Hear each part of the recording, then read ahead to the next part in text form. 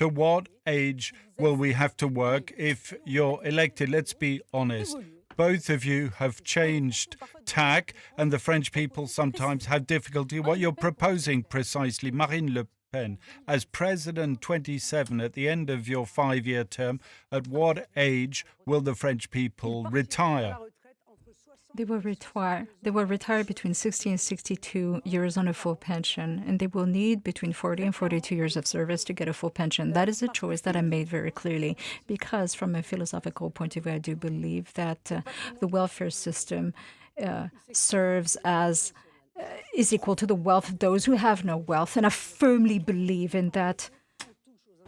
When you hurt the welfare system, you hurt the institutions of the Fifth Republic. And the welfare system, well, the cornerstone of that welfare system is retirement, is pensions. So the harder you work and the earlier you start working, the earlier you should retire. So I propose a progressive system. If you get your first job between the age of 17 and 20, you get to retire at 60. Assuming you have 40 years of service under your belt.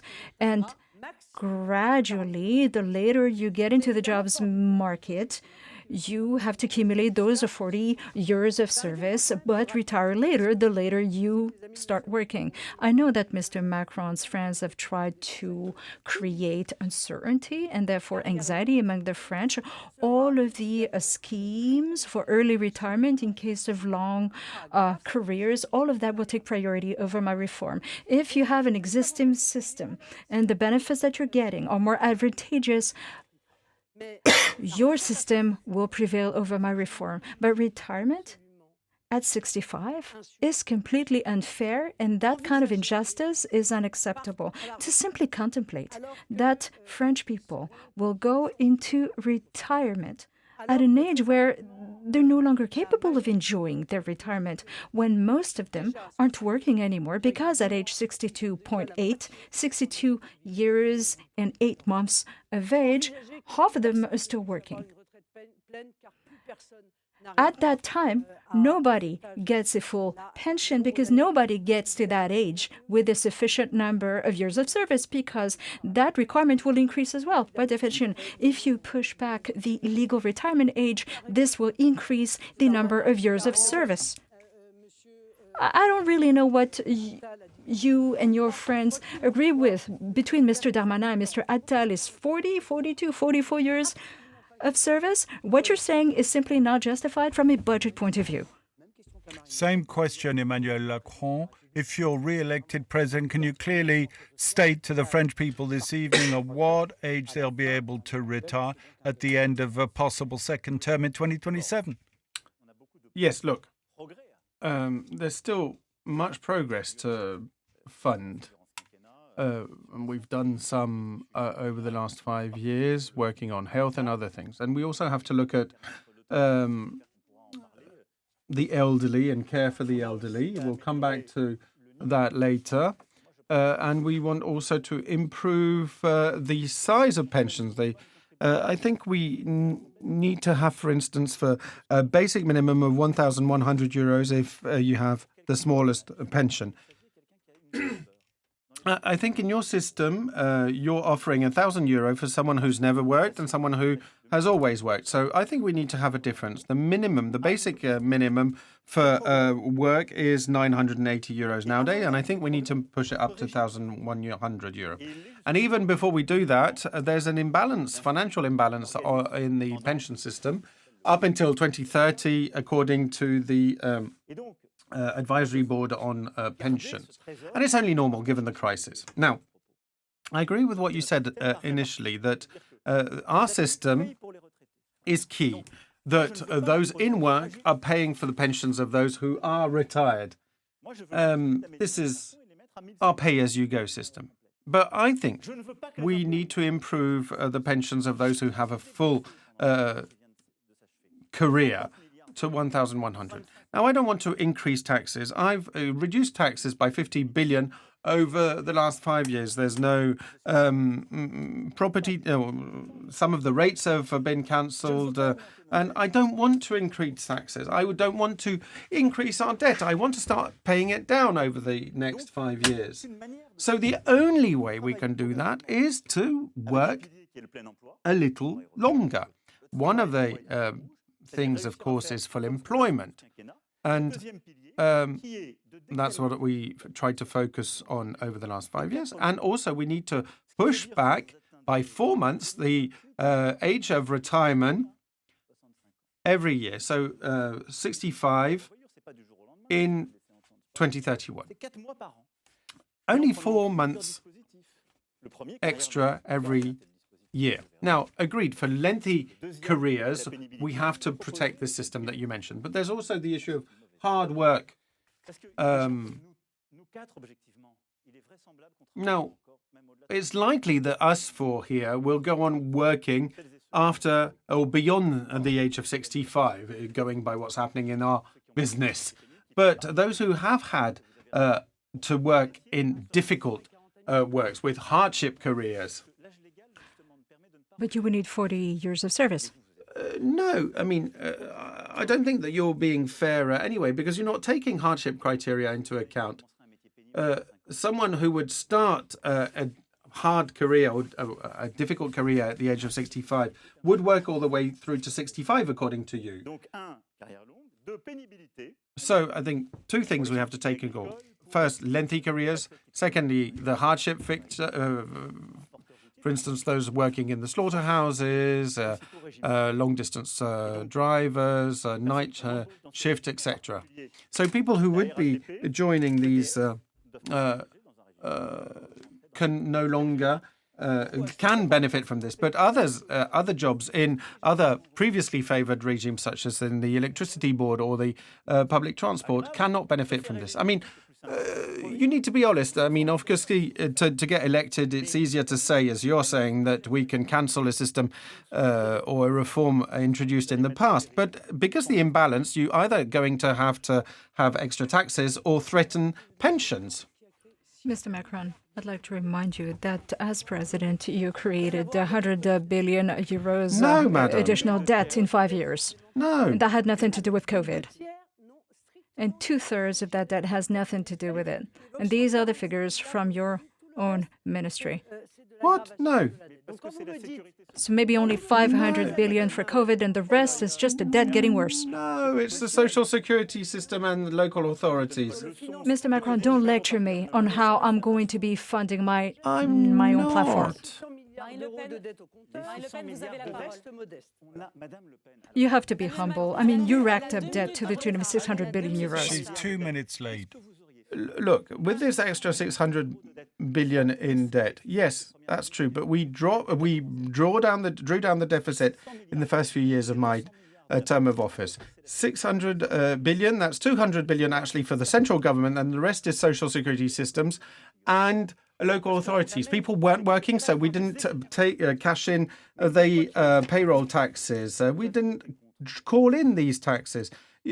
Whatever it takes is what was our guiding principle. What would you have done with that? You're 3 minutes behind Marine Le Pen. Thank you. This is an opportunity for me to get back to... I will answer every single one of your questions, particularly all of the wrong things that you've been saying, but I'm having a hard time keeping up with you. There's just so much. Earlier, you said you reduced unemployment. Unemployment as analyzed by the International Labour Office. Now, you know that there are many restrictions, so much so that the unemployment figures, in other words, A, B, C, job seekers came to 5.5 million when you were elected, and then 105 million. Look, no one's ever counted and tallied B's and C's. Now, obviously, it's a question of communicating vessels. Job seekers are switched from category B to C to A, etc. But people who actively sought work, well, they came to 5.5 million then and 5.4 million now. So I have my doubts as to your success in reducing unemployment.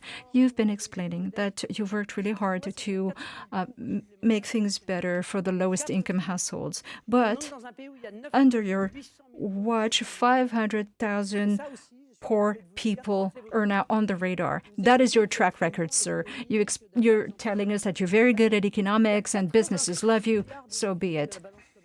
The foreign trade deficit is huge, and you can't fake those figures. It's an absolute record, in actual fact. And the most brutal figure, the cruelest figure when it comes to you, is productivity. As it happens, productivity has plummeted, Mr. Macron, the second you got elected. And productivity gain is 0.1% versus 1.8% for other OECD countries. So some people called you the Mozart of finance. Maybe this is, I'm not saying you introduced yourself as such, but people saw you that way. But your economic track record is terrible. Not forgetting is it 17,000 or 15,000, pardon me, 14,500 industry jobs lost under your watch. And in terms of job destruction, your track record is even worse. So I believe there is another way. We need to change our priorities. We need to change our methods. We need to change the way that we look at the economy. We need economic patriotism. We need to relocate activities back to France. We need to reindustrialize our country. We need to help the very small companies and SMEs as well by reducing their taxes. And I'm not talking about giving tax breaks to major corporates the way that you did, because when you reduce taxes, you always worry about the big fish, not the little fish. And the biggest tax break has been the removal of the wealth tax. No, the rates, the tax on the housing tax, madam. No, the French are paying for their housing tax via the property tax. No, look at the numbers. Look at the numbers. We hear you talking about the funding of your respective programs. Few seconds. Look, you'll see that Madame Le Pen hasn't said anything about COVID and the 600 billion debt related to COVID. That's something I'll agree to acknowledge. We know that there was a difficult situation with the financial crisis. There was unemployment. You don't even mention unemployment in your manifesto.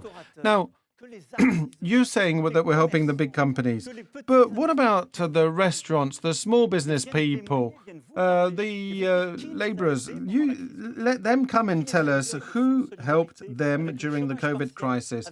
What with furlough, with guaranteed loans, with us covering their own payroll taxes. We did it, and I'm proud of that. This is 600 billion in debt that we ran ourselves all together.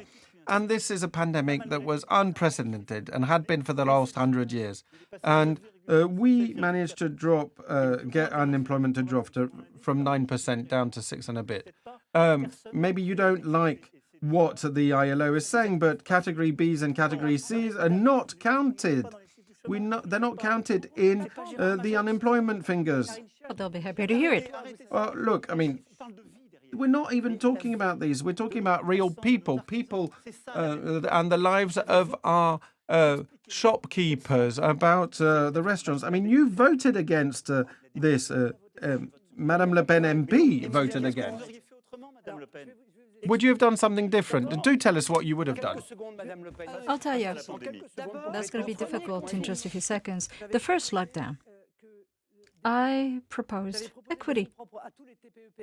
I proposed equity for all small businesses and SMEs, 1,500 euros per company and 1,000 per worker. So the state guaranteed loans that you granted to companies, now they have to pay them back. So you push the problem back in time.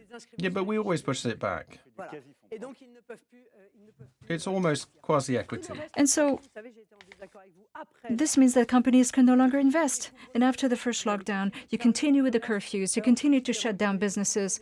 and drawing the difference between essential businesses and non-essential businesses. I disagree with that for a very simple reason. At the time, after the first lockdown, we knew that in actual fact, small businesses were not where the virus was being transmitted. And so you organize administrative shutdowns. And now you're explaining to us that storekeepers should be grateful to you for compensating their losses, the losses that you trigger, that you're responsible for by organizing these administrative shutdowns?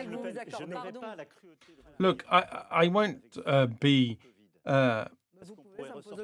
so bad that I will come back and revisit COVID. What about the Russian vaccines and the Sputnik that you were pushing? No, Mr. Muselier votes for you now. Yeah, but I mean, I'm talking with you. So all your friends, just look at how they managed the COVID crisis.